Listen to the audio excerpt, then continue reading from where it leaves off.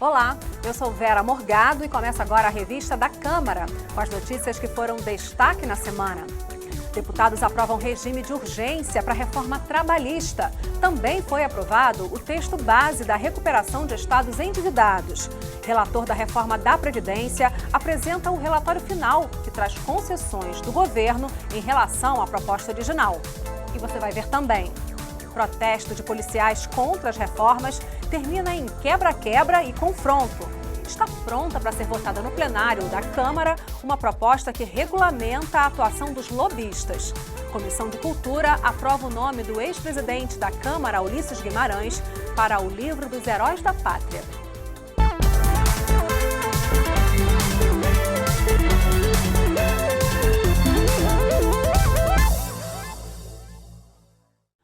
O relator da reforma da Previdência, deputado Arthur Oliveira Maia, entregou o esperado relatório final.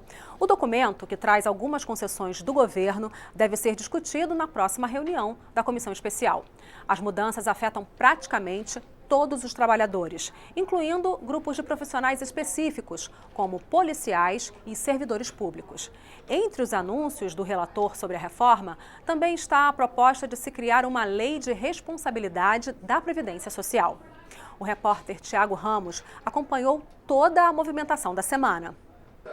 Logo no começo da reunião, uma surpresa, um acordo proposto pela oposição. Se o relator e a presidência assumiu o compromisso de que é feita a leitura hoje, é feita a discussão semana que vem e é votado na outra semana, nós não entramos em uma obstrução aqui hoje.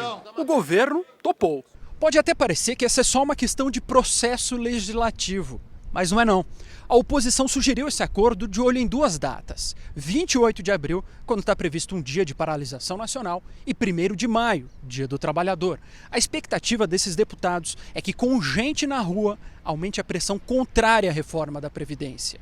O governo, por outro lado, aceitou esse acordo porque sabe que a tramitação da reforma da Previdência vai ser um pouco mais tranquila na comissão especial. Nós decidimos por este aparente adiamento, mas que vai garantir uma normalidade e um andamento sereno dos trabalhos. O governo não tem medo de discutir a matéria, a base não tem medo de discutir a matéria. O relatório tem 191 páginas. Ali estão mudanças que vão mexer com a vida de muita gente. Nós separamos alguns pontos. Haverá uma regra de transição.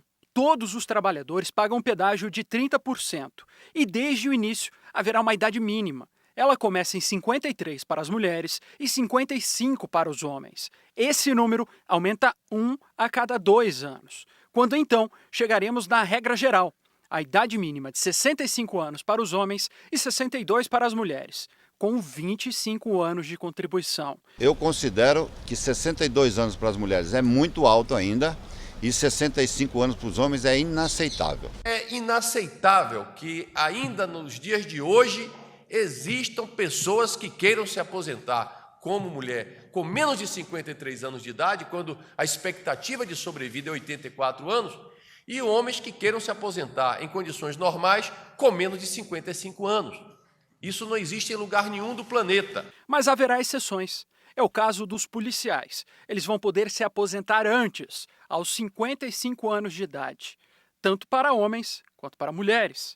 A mudança veio logo depois de a Câmara ter sido invadida por policiais. O relator garante, a mudança não foi resultado daquilo. Quero registrar que nós não tivemos sequer contato com essas pessoas que fizeram ontem a depredação de parte do Congresso Nacional.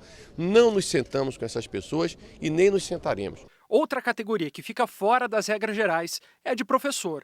Para eles, a idade mínima vai ficar em 60 anos, também para homens e para mulheres. A terceira categoria é dos trabalhadores rurais. A idade de aposentadoria deles será de 60 anos. A delas será de 57. Cada uma dessas exceções vai ter uma regra de transição bem específica, mas o caso dos trabalhadores rurais merece um pouco mais da nossa atenção. Primeiro, porque eles vão contribuir por menos tempo, e segundo, porque o formato da contribuição deles vai mudar. Eles vão ter que pagar mensalmente uma porcentagem do salário mínimo, um valor que o relator garante vai ser bem baixo. Detalhe, só vai ter acesso à redução da idade quem comprovar que de fato trabalhou no campo nos 3 anos anteriores ao pedido da aposentadoria. Fórmula de cálculo do benefício. Antes, a conta era 51% da média salarial, mais 1% ao ano de contribuição. Sai essa proposta e entra uma escala.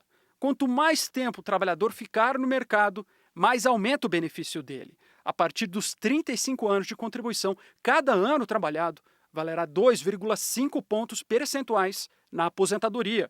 O objetivo é estimular as pessoas a trabalhar por mais tempo. Ou seja, quem quiser se aposentar na integralidade da média, terá que ter 65 anos e 40 anos de contribuição, o que é uma coisa muito razoável. Eu entendo que foi uma solução muito boa, adotada pelo relator, dentre as alternativas que ele tinha para, digamos, retirar da proposta essa questão dos 49 anos. Benefício de prestação continuada. A idade vai aumentar. Nós, entretanto, estamos modificando, através da PEC, a idade mínima de aposentadoria para quem paga. Então, quem paga está saindo de 60 para 65. E nós consideramos que é injusto você colocar quem paga e quem não paga com a mesma idade. Até porque isso poderia motivar que as pessoas não paguem. Então, nós estamos mantendo o BPC em relação ao deficiente para qualquer idade e, em relação ao idoso, estamos aumentando a idade para acesso ao BPC para 68 anos. Pensão, piso será o salário mínimo. O cônjuge remanescente que tem direito à pensão, ele terá direito a 60% do valor da aposentadoria do seu cônjuge que morreu, mais 10% a mais por cada dependente que essa pessoa tiver. Mas essa conta, como foi apresentada, ela possibilitava que o pagamento da pensão fosse em valor inferior ao do salário mínimo. E isso realmente seria uma injustiça. Então, foi um dos pontos que foi consertado, vamos dizer assim, que foi remodelado no nosso substitutivo, dizendo que esse cálculo permanece, porém, resguardado um piso mínimo equivalente ao valor do salário mínimo. Previdência complementar para servidores. Privado, só com licitação. O que nós mudamos na PEC é que, caso o ente federativo, seja Estado ou município, faça essa opção, terá que fazer uma licitação para escolher quem será a entidade que vai fazer o serviço de previdência. A reforma da Previdência abre um prazo para que os estados aprovem suas próprias regras de aposentadoria. Se isso não for feito em 180 dias, valerá o que for aprovado aqui em Brasília. Mas e se um estado aprovar uma lei completamente irreal? Bom, foi pensando nisso que o relator já avisou que a reforma da Previdência vai determinar que o Congresso aprove uma outra lei, a Lei de Responsabilidade da Previdência Social. Essa lei vai criar instrumentos de acompanhamento da Previdência e pode, por fim, um dilema muito debatido na comissão. O déficit existe ou não? Isso porque a lei vai determinar exatamente o que entra nessa conta. E mais, quem descumprir as regras dessa lei poderá ser punido. Estamos delegando para o Estado fazer a mudança, mas obviamente que o Estado não pode propor uma mudança que seja totalmente fora de uma conformidade científica do cálculo atuarial e o governo federal continuar a ter com esse Estado uma relação de parceria, porque esse Estado, de fato, está querendo quebrar um regramento de austeridade que está sendo colocado no governo federal. Se o Estado disser, não, mas nós queremos fazer mesmo assim, vamos fazer, tudo bem, mas você também não vai celebrar convênios com o governo federal. As mudanças estão na rua. Agora é uma questão de saber se elas vão ser o suficiente para convencer os deputados a aprovar a reforma. O relatório, mesmo com algumas mudanças, na minha opinião, mais periféricas do relatório, ele mantém na essência algumas questões muito graves. O primeiro delas é a exclusão. Ao manter 25 anos de carência para a aposentadoria, no regime geral de previdência, ele exclui 80% dos segurados urbanos. Para o deputado Arthur Oliveira Maia, a reforma vai ser aprovada sim. Aqui nós teremos uma aprovação muito favorável para o governo, muito ampla. Eu acho que teremos aqui uma grande vitória. Isto é algo, dependendo do prazo, que varia aí entre 70% e 80% da reforma originalmente proposta. Os sindicalistas que protestavam contra a reforma da Previdência e tentaram invadir o Congresso Nacional são ligados à União dos Policiais do Brasil. Por sorte, ninguém ficou ferido durante o quebra-quebra.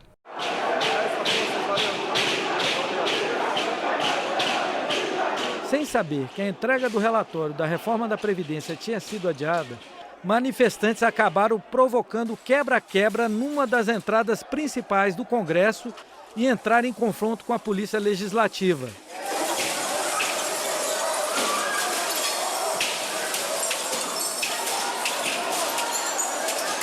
Sindicatos de policiais de vários estados participaram da manifestação. Funcionários e jornalistas ficaram acuados. Houve corre-corre e algumas pessoas passaram mal. Depois do quebra-quebra, manifestantes continuavam exaltados.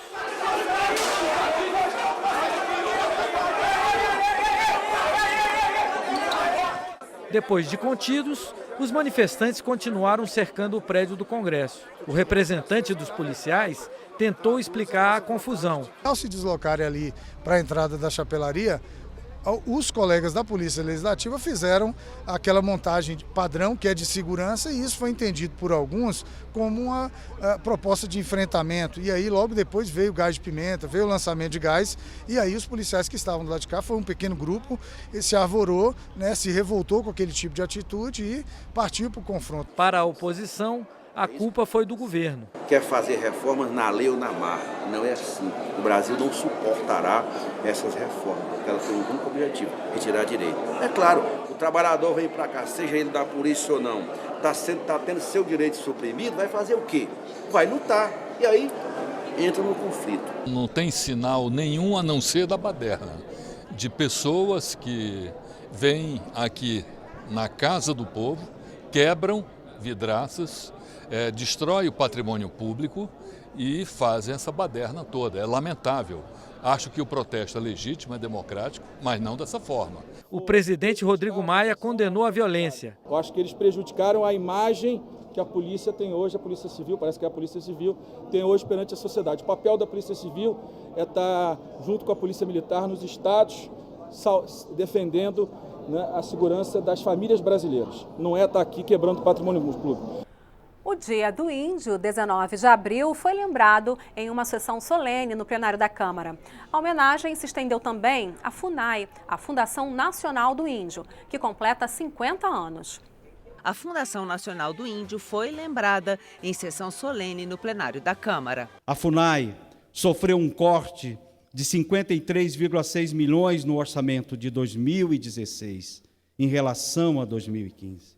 E mais, um corte de 18,9 milhões em 2017. Fortalecer a instituição e fazer com que a nossa voz seja ouvida no Parlamento brasileiro é o que precisamos para que a FUNAI continue defendendo os direitos dos nossos povos. Esta casa tem uma importância fundamental para poder preservar direitos originários das populações indígenas no Brasil. Se há um problema de demarcação de terra indígena, e eu disse isso numa audiência pública, nós deveríamos estar discutindo demarcação de terra dos brancos, porque os índios estavam aqui muito antes de que nós chegássemos aqui. Você vai ver daqui a pouco, aqui na revista da Câmara. Plenário aprova regime de urgência para a reforma trabalhista e recuperação de estados endividados. Está pronta para ser votada no plenário da Câmara uma proposta que regulamenta a atuação dos lobistas. É só um instante.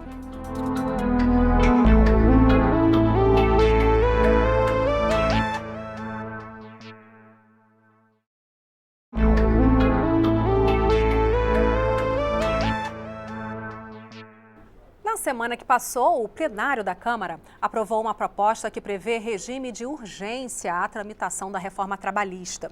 Segundo o presidente da Casa, Rodrigo Maia, o prazo para emendas ao texto da reforma ficará aberto até a tarde desta segunda-feira. A votação na comissão especial, segundo ele, deve ocorrer na terça e a votação em plenário terá início na quarta-feira. Também foi aprovado o projeto que trata da recuperação dos estados endividados. Em pauta, pedidos dos partidos para mudar a proposta que alivia as contas dos estados superendividados. O texto principal foi aprovado na terça-feira e permite que fiquem 3 anos sem pagar o que devem ao governo federal, mas 3 anos com parcelas reduzidas, desde que cumpram exigências como privatização, congelamento de salários e aumento da contribuição previdenciária dos servidores. E nos destaques, os partidos atacam principalmente essas contrapartidas. Não é um socorro imediato a estados em crise fiscal profunda. Por outro lado, é um prêmio, é um estímulo para o ajuste fiscal. O que querem aqueles que propõem esses destaques? Um contrassenso total. Todos nós somos a favor do socorro dos estados, mas não podemos concordar que embutido nesse socorro esteja de maneira absurda uma chantagem. Dos 12 pedidos de mudanças, apenas 2 foram votados e rejeitados. Cada votação durou cerca de 2 horas. A base aliada ao governo queria ter certeza que as exigências aos estados não seriam derrubadas, como aconteceu na tentativa anterior de aprovar esse assunto no ano passado. Não é uma renegociação, precisa ficar claro isso. Nós estamos discutindo aqui um processo de suspensão do pagamento por 3 anos. 3 anos, que custará caro para os servidores. É injusto, na melhor das palavras, se os estados que hoje se encontram na situação que se encontram possam receber recursos e transferências da União sem qualquer contrapartida. Mas foi o pedido para que a proposta da reforma trabalhista tramite mais rápido que gerou a maior polêmica no plenário nesta quarta-feira. O mesmo requerimento já havia sido derrotado na terça. O governo tem que reconhecer que ele perdeu ontem. E o governo tem que arrumar votos se quer aprovar essa antirreforma. Tem que ir lá na comissão, aprovar na comissão e depois vir aqui para o plenário. Eu tive uma reunião hoje pela manhã com a oposição. Eu vou falar a verdade dos fatos. E propus votar essa matéria no dia 3 de maio, no plenário. E o PT não quis votar essa matéria no dia 3 de maio. Então não deu acordo por esse motivo. Mesmo com os protestos, a votação foi adiante. Nós estamos promovendo hoje a modernização da legislação trabalhista. Defender uma lei de 1943, como se ela fosse uma vaca sagrada, que não pudesse sofrer modificações, é, sinceramente, ser presa do corporativismo. Todas as entidades da área jurídica, não só do trabalho, mas juízes e o Ministério Público, contrariamente a esse projeto. É por isso que todas as centrais sindicais, indistintamente da sua aproximação política, todas se manifestam contra esse projeto. Eu quero aqui reafirmar e mais uma vez desafiar um deputado para que ele aponte nesse texto onde está sendo suprimido o direito. Retira sim, senhor presidente, direito do trabalhador. Essa reforma, ela rasga sim o direito do trabalhador. A aceleração da reforma trabalhista foi aprovada por 287 votos, 30 a mais do que o necessário. Com isso, deputados têm até segunda-feira para propor mudanças no texto que será colocado em votação. Já são mais de 200 sugestões até o momento. O projeto deve ser votado na comissão especial na terça e na quarta no plenário. Um dos principais pontos da proposta é a autorização para que acordos coletivos entre patrões e empregados valham mais que a CLT, a consolidação das leis do trabalho. E enquanto corre o prazo para a apresentação de emendas ao relatório da Comissão Especial da Reforma Trabalhista, outras 2 comissões promoveram uma audiência pública para discutir as mudanças. Delegações de sindicalistas lotaram a sala para o debate convocado pelas comissões de Legislação Participativa e de Trabalho e Administração Pública. Representantes da Justiça criticaram o substitutivo ao projeto da reforma trabalhista. Eles pediram mais tempo para discutir pontos novos introduzidos pelo relator. Na verdade, o relatório está invertendo a ordem e saindo do princípio da proteção do trabalho e do trabalhador para proteger o empregador. Se é para modificar, vamos dialogar, vamos discutir, vamos seguir aqui na comissão. O Ministério Público do Trabalho apresentou uma nota técnica analisando diversos pontos do relatório.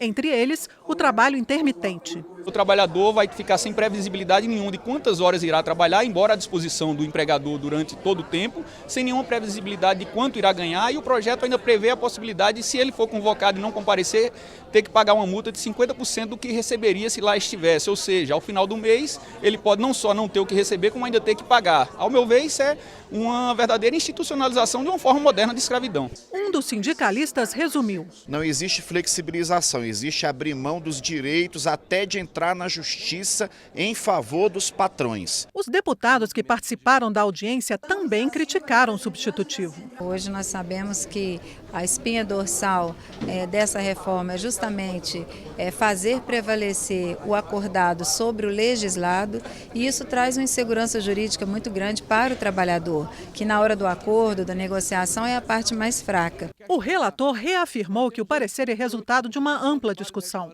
e respondeu às críticas. Você tem mais gente sem carteira assinada do Brasil do que gente com carteira assinada. E por quê? A questão econômica é, a questão estrutural é, mas também porque a legislação não está no espírito do tempo. Toda mudança gera desconforto, desconfiança. Eu tenho escutado aqui um discurso de que há precarização do trabalho. Eu estou dizendo que é o contrário, que nós estamos pegando o trabalhador que está precarizado e à margem da lei e permitindo que eles entrem no marco regulatório. O que se quer com a lei é privilegiar acordos e soluções extrajudiciais, como é em qualquer lugar do mundo. A Comissão Especial da Reforma Política vai fatiar a votação das propostas de mudanças eleitorais em 3 relatórios parciais. Na semana que passou, os deputados debateram o primeiro deles, que trata do rito de tramitação das propostas de iniciativa popular e da lei sobre o marco legal da democracia direta. Também será analisada uma proposta de emenda à Constituição que prevê a adoção de listas fechadas por 2 eleições e depois o sistema distrital misto. Segundo o relator na comissão, o deputado Vicente Cândido, do PT de São Paulo, alguns pontos da reforma política devem ser votados no plenário da Câmara em julho. Para valer nas eleições de 2018, as mudanças precisam ser aprovadas na Câmara e também no Senado até o início de outubro.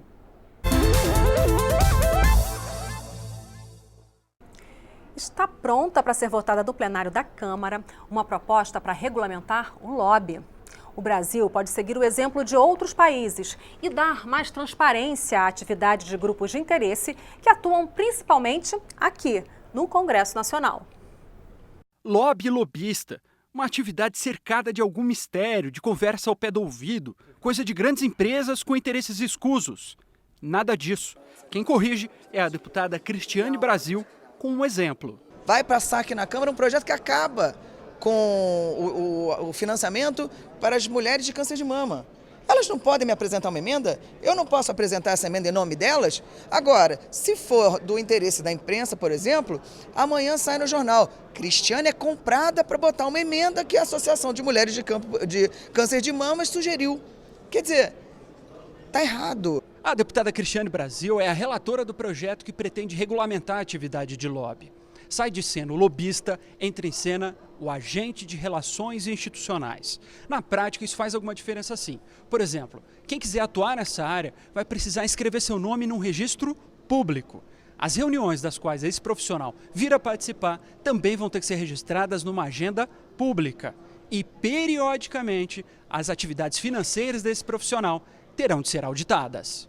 A associação do setor apoia a regulamentação.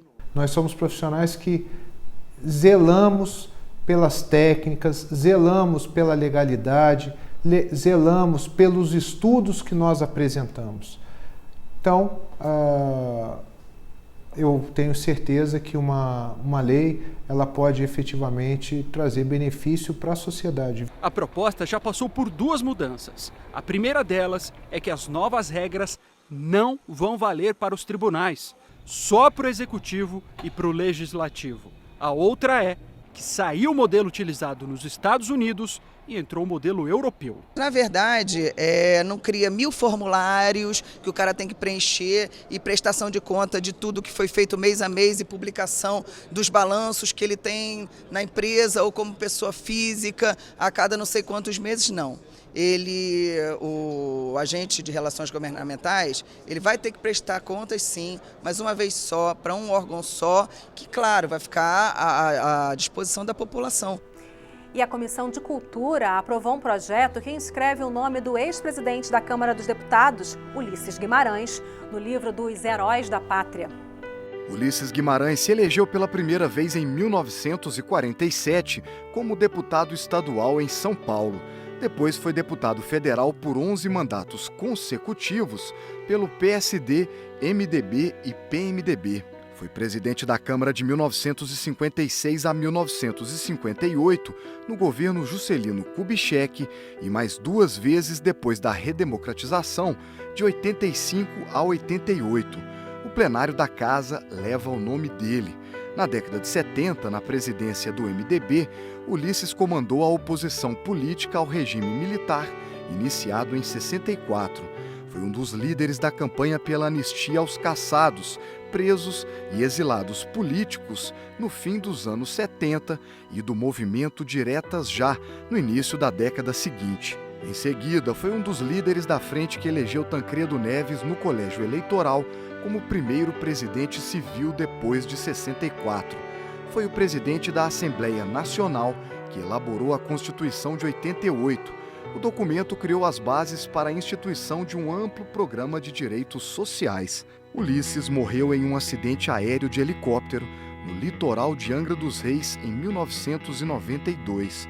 Para homenagear sua memória, a Comissão de Cultura da Câmara aprovou um projeto de lei do governo que inclui Ulisses Guimarães no livro dos Heróis da Pátria. Nessa obra, exposta no Panteão da Pátria e da Liberdade, em Brasília, são gravados em páginas de metal os nomes de figuras históricas como Tiradentes. Liderou uma oposição e conseguiu chegar à construção da atual Constituição brasileira. Então, é um personagem fascinante que merece ser falado e homenageado. Ele foi aquele elemento que deu a diretriz e a orientação e evitou um retrocesso, inclusive. Falo em retrocesso, quer dizer, um retorno a um regime militar. Eu penso que ter essa memória para o povo é uma forma de prestar uma grande homenagem.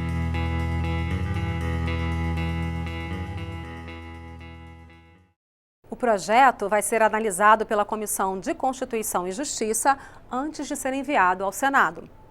E é isso. Você pode rever a revista da Câmara na nossa programação e também pela internet. O endereço é noticias.câmara.leg.br. Muito obrigada pela sua companhia. Tchau!